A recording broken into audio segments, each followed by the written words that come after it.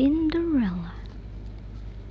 Once upon a time, there was a beautiful girl called Cinderella, and she had two ugly step-sisters who were very unkind, who made her do all the hard work. She had to sweep the floors, do all the dishes, while they dressed up in fine clothes and went to lots of parties. One day, a special invitation arrived at Cinderella's house. It was from the royal palace. The king's only son was a truly handsome prince, was going to have a grand ball. Three girls were invited to come. Cinderella knew she wouldn't be allowed to go to the ball, but the ugly sisters, they were excited. They couldn't talk about anything else. When the day of the ball came, they made such a fuss, for Cinderella had to rush about upstairs and downstairs. She fixed their hair in fancy waves and curls.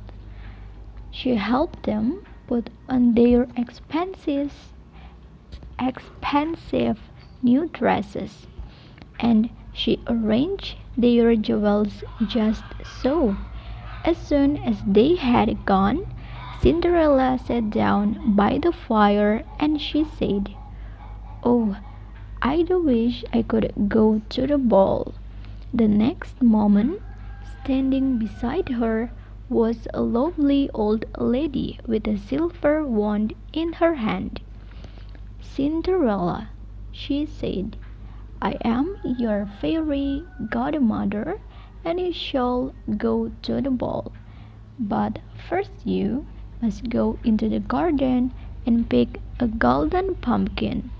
Then bring me 6 mice from the mouse traps, a whiskered rat from the rat trap, and 6 lizards. You'll find the lizards behind the watering can."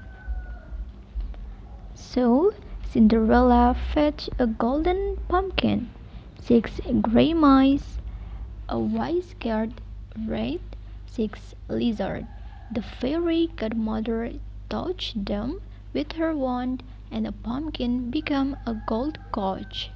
The mice became 6 gray horses.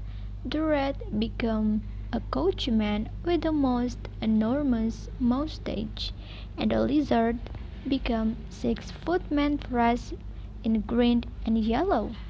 Then the fairy godmother touched Cinderella with a wand, and her old dress became a golden dress sparkling with jewels, while on her feet was the prettiest pair of glass slippers ever seen. "Remember," said the fairy godmother, "you must leave the ball before the clock strikes 12, because at midnight the magic ends." "Thank you, fairy godmother," said Cinderella, and she climbed into the coach. When Cinderella arrived at the ball, she looked so beautiful that everyone wondered who she was, even the ugly sisters. The prince, of course, asked her to dance with him, and they danced all evening. He would not dance with anyone else. Now Cinderella was enjoying the ball so much that she forgot her fairy godmother's warning until it was almost midnight and the clock began to strike. 1, 2, 3. She hurried out of the ballroom. 4, 5, 6. As she ran down the palace steps, one of her glass slippers fell off. 7, 8, 9. She ran on towards the golden coach.